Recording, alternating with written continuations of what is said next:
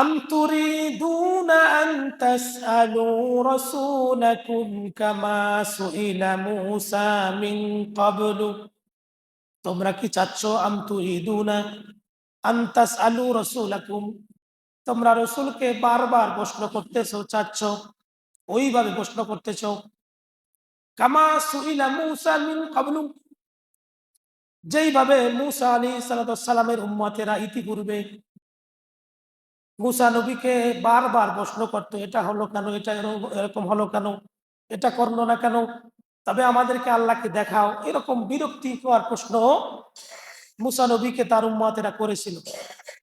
আল্লাহ তাআলা সেই কথাই বলতে চাচ্ছেন, আম তুরিদুনা আন তাসআলু, তোমরা কি চাচ্ছ তোমাদের রাসূলাকুম কামা সুইলা, তোমরা কি তো চাচ্ছ তোমাদের রসুলকে তোমরা বিরক্তিকর প্রশ্ন করতেছ, কামা সুইলা, যেইভাবে প্রশ্ন করেছিল মূসা মিন ক্বাবলু, ইতিপূর্বে মূসা আলাইহিস সালামের জাতিরা মূসা নবীকে বারবার প্রশ্ন করতেছিল। মূসা নবী যখন তাওরাত নিয়ে আসলেন, তার জাতিকে যখন বললেন এই তাওরাত মানতে হবে, এর হুকুমগুলো মানতে হবে, আল্লাহর বিধান মেনে নিতে হবে, তখন তার উম্মতেরা বলেছিল, তোমারে কোন আল্লাহ কিতাব দিয়েছেন, ওই আল্লাহরে আমরা যতক্ষণ পর্যন্ত দেখতে না পাবো ততক্ষণ পর্যন্ত আমরা তোমার কিতাব, তোমাকে নবী বলে মানব না। এই অবস্থা আমাদের মধ্যে আছে। যদি না থাকতো, আমাদের প্রত্যেকটি সমাজে, প্রত্যেকটি মহল্লায়, প্রত্যেকটি ঘরে তালাশ করেন, আল্লাহর হুকুম প্রথম ইমানের পরেই প্রথম হুকুম হলো নামাজ, এটা আছে, আর গুলো দূরের কথা। তাহলে বোঝা যাচ্ছে আমরা পরকালের শাস্তি দেখতেছি না, এই কারণে মানতেছি না, ওই ওদের মতো। ومن يتبدل الكفر بالإيمان فقد ضل سواء السبيل। তোমরা কি পরিবর্তন করতে চাচ্ছ বিল, ومن يتبدل الكفر بالإيمان, তোমরা ইমানের পরিবর্তে কুফুরিকে পাল্টিয়ে নিতেছ, অর্থাৎ ইমান দরকার নাই, হেদায়েত দরকার নাই, এরকম কথা আমরা বলি। আমাদের মধ্যে কেউ কেউ বলে হেদায়েত লাগতো না।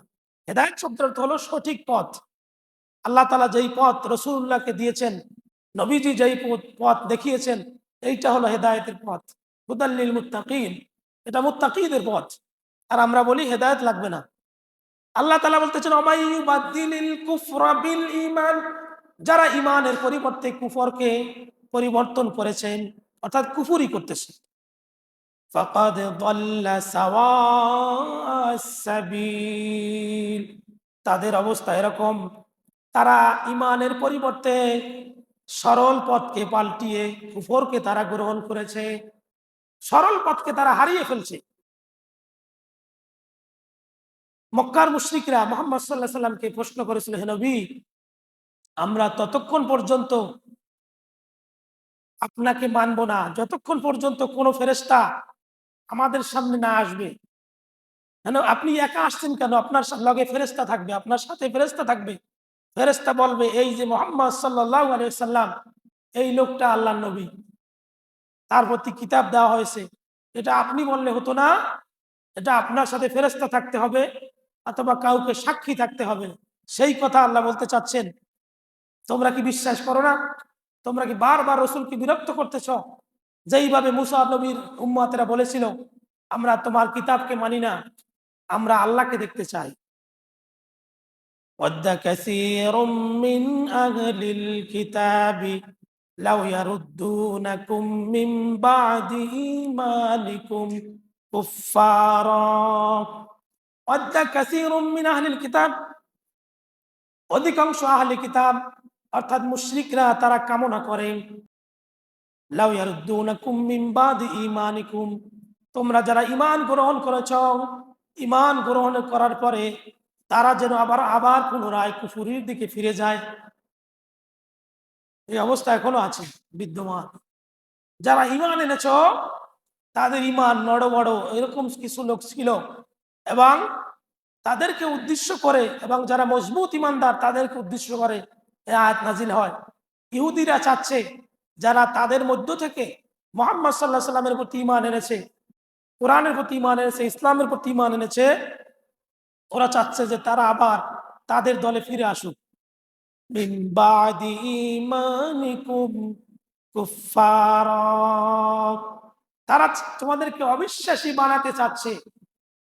হাসাদাম মিন ইনদি আনফুসিহিম মিন বাদি মা তাবায়্যানা লাহুমুল হক, সত্য প্রকাশিত হয়ে যাওয়ার পরেও তারা যখন জেনেছে যে কোরআন সত্য, মুহাম্মদ সাল্লাল্লাহু আলাইহি ওয়াসাল্লাম সত্য নবী, এটা জানার পরেও তারা প্রতিহিংসা স্বরূপ চাচ্ছে এই লোকদেরকে ইসলাম থেকে সরিয়ে নেওয়ার জন্য, এই কামনা করতেছে।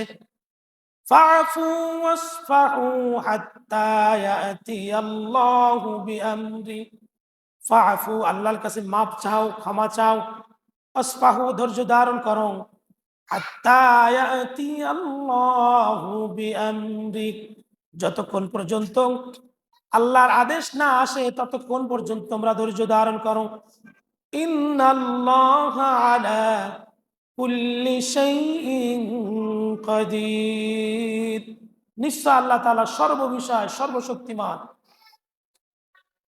মুশরিকরা চেয়েছে যে সকল মুসলমানেরা, যে সকল লোকেরা ঈমান এনেছে রাসূলুল্লাহর প্রতি, পরকালের প্রতি, কোরআনের প্রতি, আল্লাহর প্রতি, নবীদের প্রতি ঈমান এনেছে, তারা চাচ্ছে তারা আবার তাদের পথে ফিরে আসুক। এই আশায় তারা আশাবাদী ছিল এবং তারা হিংসা করতেছে, হিংসা জ্বলতেছিল, আহারে মুসলমানের দল ভারী হচ্ছে, আমাদের অবস্থা কি হবে। তখন আল্লাহ তাআলা, আল্লাহ রসুল তাদেরকে আদেশ দিলেন, তোমরা ধৈর্য ধারণ করো যতক্ষণ পর্যন্ত এর পরিপূর্ণ চূড়ান্ত সিদ্ধান্ত না আসে। মদিনার একদল ইহুদি উহুদের যুদ্ধের পরে, উহুদের যুদ্ধে কিন্তু মুসলমানদের ব্যাপক ক্ষয়ক্ষতি হয়েছিল। এমনকি উহুদের যুদ্ধে আল্লাহ রসুলের মাথার হেলমেট ভেঙ্গে মাথার খুলির মধ্যে ঢুকে গিয়েছিল এবং তার দুটি দাঁত ভেঙে গিয়েছিল। এই উহুদের যুদ্ধে মুসলমানদের বহু ক্ষতি হয়েছে। এই ক্ষতির পরে ইহুদিরা হুযায়ফা ইয়ামানিকে ডাকলেন এবং আম্মার ইবনে ইয়াসারকে ডেকে বললেন, ও হুযায়ফা ইয়ামানি এবং আম্মার ইবনে ইয়াসার, তোমরা যেই রাসূলুল্লাহর পক্ষে কথা বলতেছো, দিন গ্রহণ করেছো, ইসলাম গ্রহণ করতেছো, এই নবী কিন্তু পথভ্রষ্ট, নাউজুবিল্লাহ মিন যালিক। আবার পথভ্রষ্ট বলার পরে বলতেছে, কিভাবে পথভ্রষ্ট দেখো, এই নবী যদি সত্য পথের প্রতীক হইতেন, যদি আল্লাহ তাকে নবী বানাতেন, তাহলে এই ব্যাপক লোক আমাদের উপরে তারা বিজয় লাভ করত, আমরা বিজয় হতাম না, আমরা ক্ষতিগ্রস্ত হতাম, পরাজয় হতাম। তাহলে এ থেকে তোমরা বুঝে নাও তোমাদের নবী পথভ্রষ্ট, নাউজুবিল্লাহ মিন যালিক, তোমরা এই পথ থেকে সরে আসো। আম্মার ইবনে ইয়াসার বলতেছে, যেই নবীর উপর ঈমান এনেছি, পরকালের প্রতি ঈমান এনেছি, যতক্ষণ পর্যন্ত আমার রূহ থাকবে, জীবন দুনিয়ায় আমার বডির মধ্যে, শরীরের মধ্যে থাকবে, ততক্ষণ পর্যন্ত এই পথ থেকে এক চুল পরিমাণ আমাকে সরাতে পারবে না। কি ঈমানদার! হুযায়ফা ইয়ামানিকে বলা হয়েছিল, হুযায়ফা তুমি কি বলতে চাচ্ছ? হুযায়ফা ইয়ামানি ইহুদিদেরকে বলে দিলেন, আমি আল্লাহকে রব হিসাবে মেনে নিয়েছি, আমি মুহাম্মদ সাল্লাল্লাহু আলাইহি সাল্লামকে নবী হিসাবে মেনে নিয়েছি, আমি ইসলামকে দ্বীন হিসাবে গ্রহণ করেছি, আমি কোরআনকে পথ নির্দেশক হিসাবে গ্রহণ করেছি, এবং যতক্ষণ পর্যন্ত আমার দেহে রক্ত মাংস জীবন থাকবে, ততক্ষণ পর্যন্ত এই পথ থেকে এক চুলও আমাকে সরাতে পারবে না। কি ঈমানদার! তাহলে ইসলামী প্রাথমিক যুগে এই সকল ঈমানদারেরা বিভিন্নভাবে হেনস্থ হয়েছিল, ক্ষতিগ্রস্ত করতে চেয়েছিল, কিন্তু তাদের ঈমান থেকে, আল্লাহর প্রতি ঈমান, রাসূলুল্লাহর প্রতি ঈমান, কোরআনের প্রতি ঈমান, এই ঈমান থেকে এক চুলও তাদেরকে নড়াতে পারে নাই। তারাই পরবর্তীতে জয়যুক্ত হয়েছে। এই কথাগুলো যখন নবীজির কাছে গিয়ে হুযায়ফা বললেন, ইয়া রাসূলুল্লাহ, ইয়া হাবিবাল্লাহ, ইহুদিরা এই কথাগুলো বলতেছে, তাদের উত্তরে আমি এই কথাগুলো বলেছি। তখন আল্লাহ রসুল উত্তর দিলেন, তোমরা জয়যুক্ত হয়েছো, তোমরা কল্যাণ লাভ করেছো। এই কারণেই এই আয়াতটি নাজিল হয়, ওয়াদ্দা কাসীরুম মিন আহলিল কিতাব, এই সূরা বাকারার 109 নং আয়াত। ওয়া আকিমুস সালাতা ওয়া আতুজ যাকাতা ওয়া মা তুকদ্দিমু লিআনফুসিকুম ওয়া আকিমু, তোমরা প্রতিষ্ঠা করো সালাত নামাজ, ওয়া আতুজ যাকাত, তোমরা যাকাত দাও। এই নামাজের কথা কোরআনে আল্লাহ তাআলা ৮২ বার বলেছেন, আর যাকাতের কথা প্রায় ৮০ বার বলেছেন। ওয়াকিমু, তোমরা প্রতিষ্ঠা করো, কায়েম করো। ওয়াকিমুস সালাহ, অর্থাৎ একা নামাজ পড়লে হবে না, ছেলেকে নামাজি বানাতে হবে, মেয়েকে বানাতে হবে, স্ত্রীকে নামাজি বানাতে হবে, পুত্রবধূকে নামাজি বানাতে হবে, পরিবারে যারা আছে তাদেরকে নামাজি বানাতে হবে। এরপর সমাজের রাষ্ট্রের যারা দায়িত্ব আছেন তারা সকলকে নামাজি বানাবেন। এটা হলো নামাজ প্রতিষ্ঠা করা। ওয়াতুজ যাকাত, এবং যাকাত দিতে হবে। ওয়ামা তুকদ্দিমু লিআনফুসিকুম মিন খায়রিন তাজিদুহু ইনদাল্লাহ। এই কাজগুলো কি করলে কি হবে? ওয়ামা তুকদ্দিমু লিআনফুসিকুম, তোমরা যখন এই ভালো কাজগুলো করবে, আল্লাহর আদেশগুলো মেনে নিবে, উত্তম কাজ করবে, মিন খায়রিন তাজিদুহু ইনদাল্লাহ, কিয়ামতের দিন আল্লাহর সন্তুষ্টির জন্য যেই কাজগুলো করেছো, যেই নামাজগুলো পড়েছো, যেই যাকাত দিয়েছো, আল্লাহ বলতেছেন এগুলো তোমরা আল্লাহর দরবারে তা পাবে। তাজিদুহু, তোমরা দেখতে পাবে যে আমি এই এই আমলগুলো করেছি, এই কাজগুলো আল্লাহ সন্তুষ্টির জন্য আমি করেছি। তখন ইকরা কিতাবাক, যখন কিতাব আল্লাহ তাআলা হাতে উঠিয়ে দিবেন, সকল আমলগুলো আমরা দেখতে পাবো। প্রত্যেকেই দেখতে পাবে, নাফরমানেরাও দেখবে, ইমানদারেরাও দেখতে পাবে। ইন্নাল্লাহা বিমা তা'মালুনা বাসীর, আল্লাহ তাআলা তোমাদের সর্ববিষয়ের সকল আমলগুলো দেখতেছেন। আল্লাহ কেমন দেখেন? আমরা এই সামনাসামনি যে বসা, আমরা একে উভয়কে যেভাবে দেখতেছি, এর চাইতো স্পষ্ট আল্লাহ তাআলা আমাদেরকে দেখতেছেন। এমনকি সমুদ্রের মধ্যে কোনো প্রাণী বিপদে পড়ে গেলেও তাদেরকে দেখেন, তাদের আহারের ব্যবস্থা করেন। ইউনূস নবী যেই সমুদ্রের মধ্যে পড়ে গিয়েছিল, এই সমুদ্র কত লম্বা, কত গভীর, 40 মাইল ছিল পানি নদীতে। এবার রাতটা ছিল অমাবস্যার রাত, গভীর অন্ধকার, এবং সেটা ছিল রাত্র, আর সেটা ছিল পানির ভিতরে, এবং ইউনূস নবী ছিলেন পানির মাছের পেটের মধ্যে। সেখান থেকে আল্লাহ তাআলাকে ইউনূস নবী একবার ডাক দিলেন, সাথে সাথে আল্লাহ বললেন ফাস্তাজাবনা লাহু ওয়া নাজ্জাইনাহু মিনাল গাম্মি কাযালিকা নুনজিল মুমিনিন। আল্লাহ তাআলা সাড়া দিয়েছিলেন, সে আল্লাহ এখনো আছেন। সেইভাবে যদি এখনো ডাকতে পারি, তবে নবীদের কথা সরাসরি আল্লাহ শুনেন। এরপরে স্তর বাই স্তর, وقالوا لن يدخل الجنة إلا من كان هودا أو نصارى تلك أمانيهم قل هاتوا برهانكم إن كنتم صادقين। ইহুদিরা কত দুষ্ট, যা পৃথিবীতে আমরা দেখতে পাই, ওদের দুষ্টামি, ওদের চক্রান্ত এত বেশি, যা পৃথিবীর সকলকে ওরা হার মানায়।